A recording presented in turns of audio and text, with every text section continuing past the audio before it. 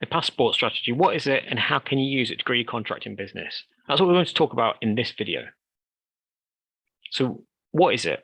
Well, it's really an advanced version of the location strategy. If you've not seen the video on the location strategy, go and watch that next. So I first got interested in this strategy back in the early 2000s. I don't remember if you remember. I don't know if you remember, but at the time, there was a TV series called Alvidisame Pet. And this TV series was about a group of builders that traveled around the world doing various construction projects. So when I watched this, I thought, how brilliant would it be if you could travel around the world and actually get paid for it? At the time, we had contracts all over the place anyway, so I didn't think it was too different whether you were traveling 2 hours by road or getting on a plane for 2 hours instead. But around the same time, I also heard one of our competitors, they got staff based out in Mauritius, and I thought, if they can do it, then why can't we? So the idea developed from there, and we had interest in the Middle East, particularly Dubai, and I can't remember how it happened, but we got asked to tender for a project in Abu Dhabi. It was it was part of the new seafront development there. Now, as it turned out, we withdrew from that tender process because we didn't really understand the market well enough, and we were probably a bit too early for that because we didn't know about things like local employment law or even how to set up a business over there.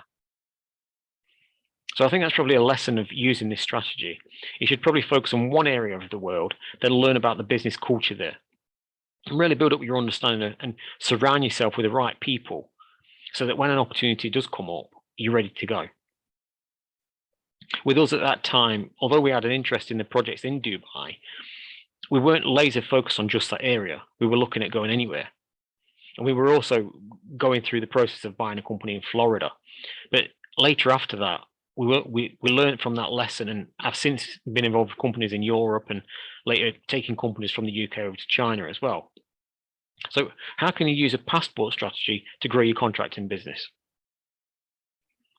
So the first thing to think about is which countries would have demand for what you offer? And you might need to package it up in a slightly different way. Sometimes when you're looking at different countries, you'll normally see 3 signs that tell you whether it's suitable for your business to go there.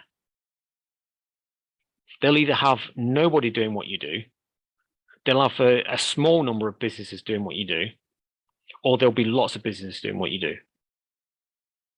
So if there's nobody doing it, then there's probably not a demand for it.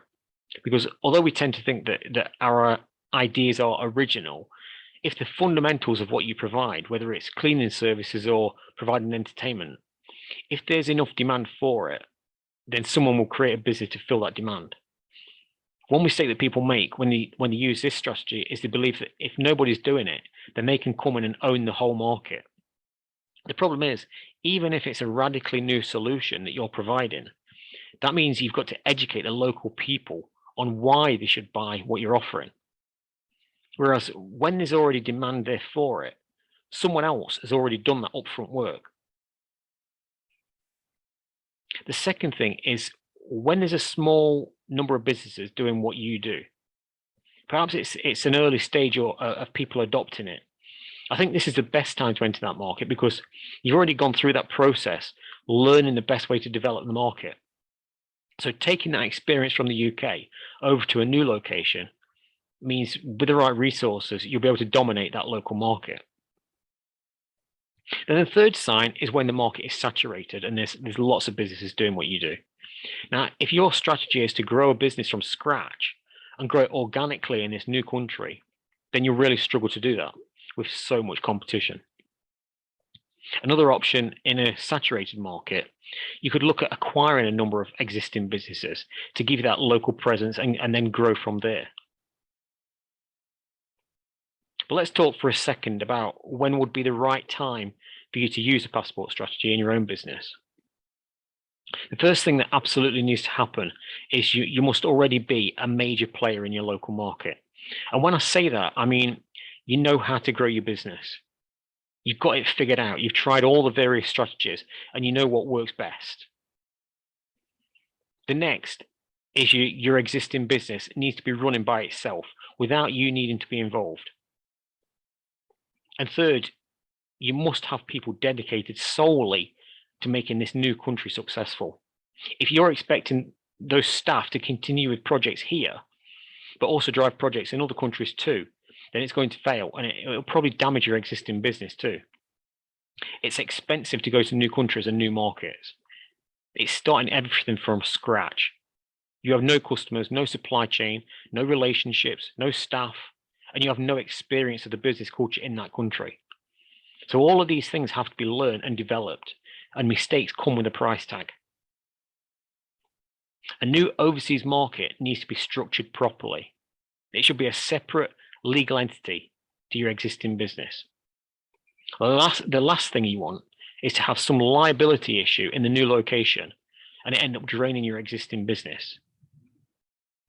So when you've chosen a country that you think will have demand, the next step is to immerse yourself and learn about the local culture. One of the best ways to do that is to spend some time there.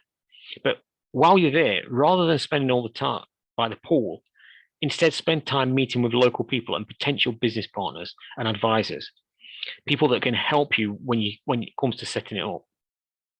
Finding a good local lawyer and an accountant, as well as other advisors that can help the business to succeed.